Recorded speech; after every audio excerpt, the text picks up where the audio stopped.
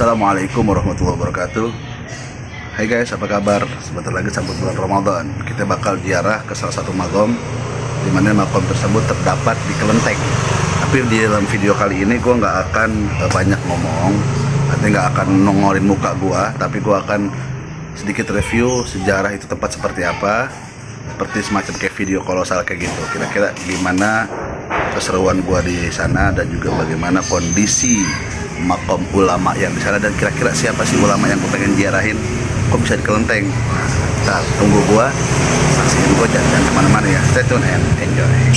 Sekarang kita lagi mau ke tempat makom yang dituju ya. Dalam perjalanan insya Allah gue akan ikut semuanya kegiatan gue. Jangan kemana-mana, tetap stay tune and enjoy.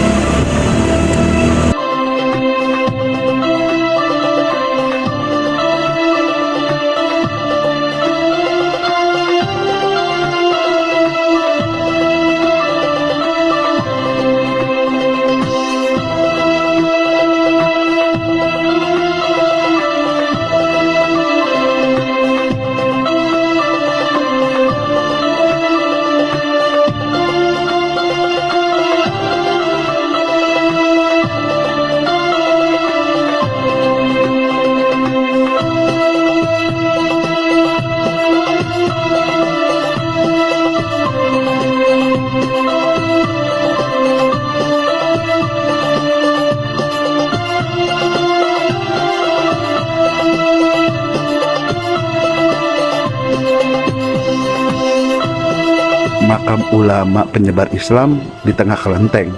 Kok bisa ya? Kelenteng Dabogong, tempat bersemayamnya ulama penyebar Islam di Jakarta pertama kali. Vihara Bahtera Bakti atau Kelenteng Dabogong yang terletak di Jalan Ancol, Pantai Sanur nomor 5, Binaria Ancol, Jakarta Utara, menyimpan nilai sejarah yang begitu penting bagi umat Islam di Jakarta. Sebab di dalam sebuah kelenteng tempat sembahyang umat Konghucu terdapat satu makam keramat, yaitu makam Mbah Said Areli Dato Kumbang dan istrinya, atau di kalangan para ulama Ahlul Bait biasanya disebut dengan makam Habib Ali bin Abdullah Al-Hafsi. Ibu Neng yang merupakan salah satu tokoh penyebar Islam, agama Islam wanita di Jakarta pada saat itu, juga termasuk keturunan daripada Ahlul Bait Nabi SAW, yang merupakan satu jalur dengan Sayyidah Siti Fatimah Zahra. Juru kunci makam di Kelenteng Dabogong, Parto mengatakan Mbah Said merupakan penyebar agama Islam di Jakarta, beradaannya jauh sebelum Wali Songo. Di ruang makam memang terdapat banyak sekali hiu yang biasa digunakan oleh umat Konghucu untuk berdoa. Meski begitu, di ruangan itu juga umat Islam dipersilahkan untuk mendoakan Mbah Said. Di ruang kelenteng tersebut juga terdapat alat ibadah baik untuk umat Konghucu maupun umat Islam.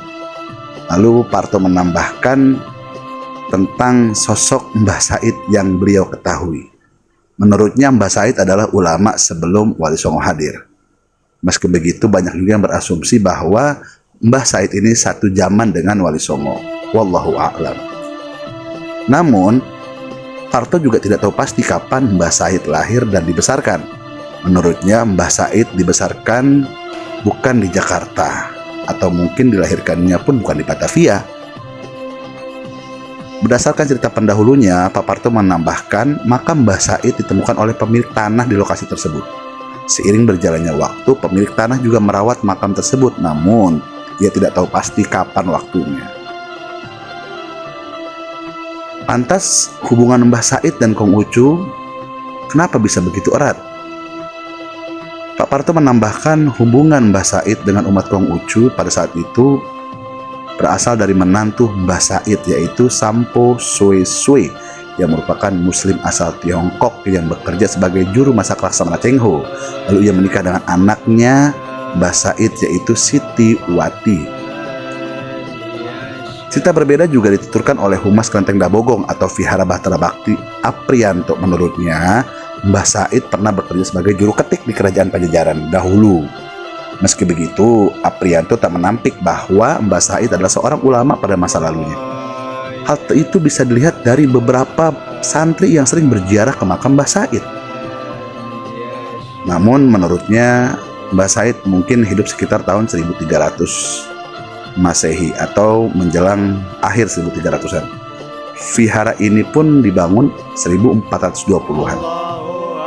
Tapi meski begitu nih guys, adanya makam seorang ulama wali Allah yang berada di tengah kelenteng membuktikan bahwa begitu indahnya perbedaan yang dapat menjaga harkat dan martabat satu sama lain.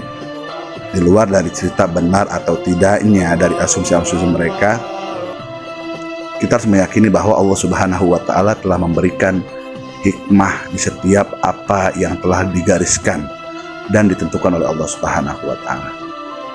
Kalau kalian udah pernah belum ziarah ke sana? Kalau belum, boleh dicoba dan bisa-bisa kalian ketagihan, karena memang selain makamnya yang unik, juga menyimpan banyak begitu sejarah. Karena sejatinya mungkin kalau bukan karena mereka para wali Allah yang menyebarkan Islam di tanah Jakarta ini, mungkin kita pun tidak bisa mengenal Islam secara utuh.